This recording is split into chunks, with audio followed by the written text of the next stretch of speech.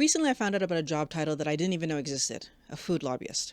I was listening to Mark Harmon's book, The Food Fix, and it seems that a food lobbyist is a person who is paid by food companies to present to government and anyone who's opposing the food company's food why that food should be allowed to be sold, why the ingredients of that food shouldn't be changed, and why they should consider something healthy that maybe the scientists are saying is not healthy. This is all in an effort to make sure that the food companies can continue to sell us products that are unhealthy. Hello, wellness warriors. Welcome to Mind Blowing Health and Wellness with Violet. I make these videos because in order to have that overall sense of well-being, our mental health and physical health need to be working well together. If this is something that you're working on, subscribe because I make new videos every week. So we trust our government to determine what is healthy for us to eat. We have the food guide, and we trust our government to keep companies in check when it comes to what they're allowed to feed us. Most of us don't have chemistry degrees. And even if we have a chemistry degree, most of us don't have access to exactly what's going into the food because we don't see anything other than the ingredient list that companies show us. And even that ingredient list is written in a way to protect their proprietary recipe more so than giving us quality information about what's in the food. So it was really surprising to me to learn that there's a job where a person is paid to present the government with arguments and reasons why certain foods that scientists have found to be dangerous to our health should still be sold in stores and marketed to us as if they're healthy. And so while I was reading this book, I started to see a pattern to what Mark was saying, and it led me down a specific path that I have heard before. So right now, I just want to walk you through what this book has got me thinking about lobbyists and their engagement with our government about the food that is going to be sold in stores to us as healthy. So for everybody who's new here and is unaware of the lean of this channel, I'm going to be very transparent. This is a channel where I talk about psychology and I talk about the ketogenic lifestyle, because I feel like if your mental health is going well and your body is going well, you're going to be able to have that happy life. I'm going to be looking at this from two perspectives, but my basic lean is I don't want people to have metabolic issues. I want people to be healthy. So I'm starting off with this piece of information. In the world, in 2019, 1.9 million people who passed away had the reason of diabetes listed as what caused their death.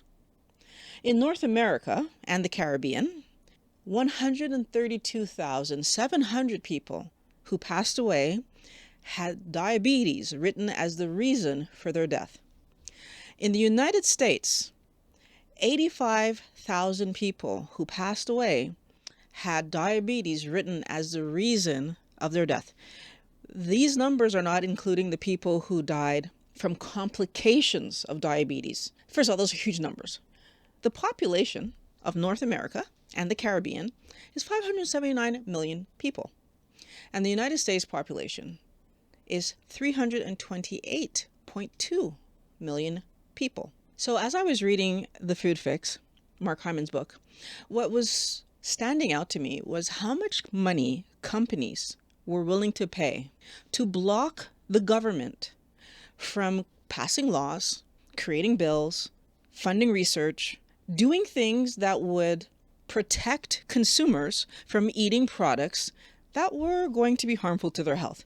We would think that the government has a very large motivation to keep its citizens healthy, because if your health is in decline, then it costs the government money to keep you alive, right? To keep you healthy, to keep like medication, etc.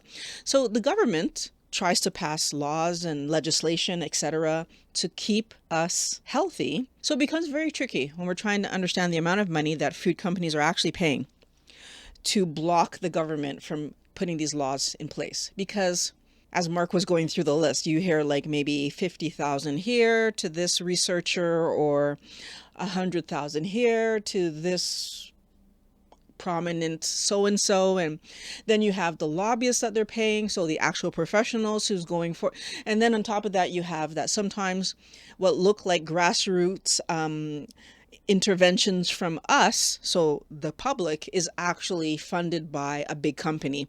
What I understood from reading the book is that we were able to find that anywhere from 50,000 to an individual, upwards of 24 million to lobbyist professionals that they're paying. And then there's all of this sneaky stuff happening behind the scenes that we don't know. He implies that there might be government officials that are being bribed, and universities that are being bribed, and researchers that are being bribed. So there's the above board, and then there's the behind the scenes. I decided with this information to just put a big number on it. Then we can start working our way backwards to see, what does this mean for the individuals? So what does this mean for Violet? And just looking at all the numbers that Mark was talking about, and then saying, what about the behind the scenes? I came to say, what if we said that $1 billion per year is being spent to block Americans from knowing that a lot of the things that they're eating are dangerous? And I usually talk about sugar, but in the book, Mark was talking about carcinogenic, so cancer-producing substances being used to make food for us, for human consumption. He was talking about the fact that in North America, we are still allowed to put things in our food that they've already banned in Europe. So I'm saying, if we say that the food companies are spending about $1 billion to block us from knowing this information, to block the government from stopping this practice from happening, 1 billion divided by 85,000 means that to big food, someone dying of diabetes, so my life, is only worth about $11,764.71. That's not a lot of money.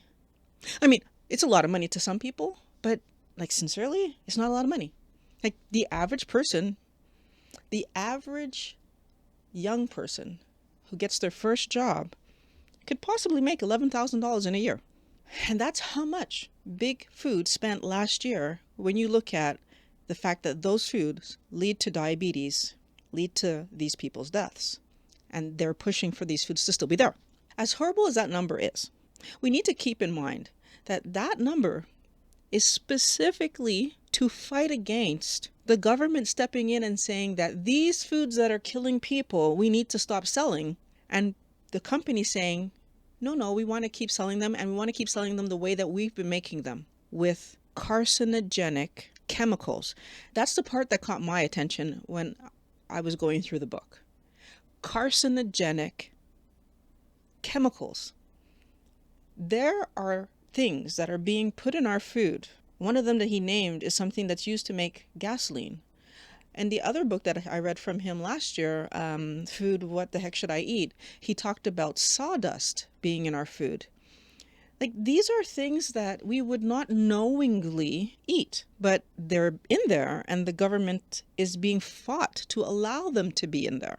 That's what food companies are spending $11,764.71 per person who died from this stuff every year, to keep the right to keep feeding these things to us. That's what's happening. But they also spend money advertising these things to us, which I'm not even going to touch that, but just to point it out. That's not all they're spending. Now, the byproduct of the government allowing lobbyists to turn around and say that their convincing words is more important than what the scientists are showing is that these foods are then marketed to us as if they're healthy for us to eat. And I want to be clear on this. It's like soda, juice, cereal. These things are marketed like if they're healthy for us to eat. And so when we think something's healthy for us to eat, what do we normally do as adults, as parents? Well, then we allow our kids to eat them. It's very clear to us that alcohol is not marketed as something that's healthy for us to eat. It's aimed at an adult market. It's aimed at people with warnings on it that you shouldn't overdo it. And if you do indulge, you're not allowed to use any heavy machinery. There's warnings, clear warnings around the legalities and the safeness of alcohol. And so we don't allow our children to engage alcohol because we know it's not healthy, right? We do it at our own risk. We don't stop our kids from eating cereal or oatmeal or granola bars or cookies. We don't stop our children from eating things that I'm learning today actually have things in them that are not healthy. Oh, and by the way, when I say our children, I'm talking about our babies too, right? Like there are baby versions of those teething cookies. There are baby versions of these foods. The oatmeal that you feed your baby, all of these processed foods that don't give us a full ingredient list with percentages and etc. because they need to protect their recipe. So if we look at the fact that in reality, we all eat the food, even our children, then they're fighting for the right to continue to sell these foods for all of us to consume. And in that case, it's 1 billion divided by 328.2 million, which brings their cost per person significantly down because now it's costing them $3.05 to be able to continue to sell unhealthy, dangerous, garbage food to us. That's going to eventually kill us, eventually, right? Because now we're talking about the world. We're not all going to die this year from diabetes or complications of diabetes or metabolic issues or carcinogenic related issues from eating this food. And the question becomes, why would a food company want to do this? Why would they fight so hard to feed us this stuff rather than improve the formula of the food and feed us healthy food that's going to be positive for us? Well, I mean, my first thought is in order to feed us healthy food that's going to be good for us and not harm us, it's probably going to cost them more. They'd have to use better ingredients. They'd have to stop using the ingredients that they're using right now. But then we would eat healthy food. Is it worth it to them? Well, let's do a little bit more math because I actually think it's interesting what happens here. If we take the assumption that the people who buy the food, and I'm going to just talk about half the population, right? Because I'm going to take away the children and I'm even taking away the younger teens who could go to the store, but I'm not counting them in this. If we just talk about the adults of the world and of the United States, and I say half of them are the ones that are making the food purchases for the household. And I said, even if the half of them, if they spend $10 a year on these processed foods that the food company is trying to get us to buy, what happens for the food company? If 164.1 million people spend $10 a year, they still make $1,641,000,000. Now, keep it in mind that if I spent $1 billion, I've already made $641 million in profit just by the fact that $10, right, per person. But what's the chance that you're actually only going to spend $10 per year on the foods that they're pushing? Okay, well, let's look at that. If I'm talking just about myself, I used to buy breakfast cereal, soda, snack bars, waffles, cookies, chocolate mix for making hot chocolate, crackers, candies, juice. And if I were to put on that list a $10, $20, or $30 per item for how much I was actually buying back then, conservatively, I was up to about $140 in those foods that I was buying every month. Not once a year, every month. If that's what I was spending per month on those things, that means per year I was giving the food companies $1,680 conservatively, because I think it was much more than that, for these foods that were causing all of my health problems and creating health problems in my daughter that I didn't know about, creating health problems in the boys that I didn't know about, creating health problems in Patrick that I didn't know about, still creating health problems in multiple members of my family. Do we start to understand why the food companies would be willing to spend the $3.05 per person in the United States to keep feeding us these carby, garbagey foods? Let's imagine, how many people would they actually need to purchase, like me, to make back their $1 million? Well, guess what? They only need 595,238 people like me. So 600,000 people buying their garbagey foods gives them back their $1 billion that they spent to get me to buy the garbagey foods. And we do it because these are the foods that we've been told are healthy. So they're our breakfast, There are snacks during the day. Sometimes there even are meals in the evening. If you're buying waffles, that could be your lunch. It could be your supper, right? Chicken and waffles. I hear that is something that people eat in the US all the time. We are allowing ourselves to eat garbage. That's killing us. If I only need 600,000 people to make that $1 billion back, what happens to the other 164.1 million people who are also going to buy these cars? Are you seeing the numbers and how it's like, if they even just spend $10 a year, like I said earlier, how much money is the food company actually profiting on this? And we're not spending just $10 a year on this stuff. The food companies are making so much money, by using low quality ingredients that doesn't match what we're trying to get out of it, because we are the consumers. We are trying to be healthy. We are trying to feel good. We are trying to be strong. And they're feeding us things that are not helping in that process at all. And if it's not helping us to feel strong, what happens? You need to check out Mark's book.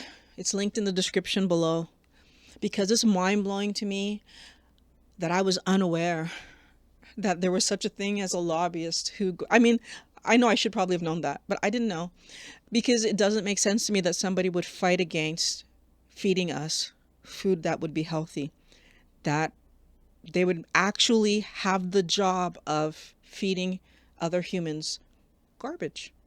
You want this to stop? You need to vote with your dollars. Don't buy this garbage food.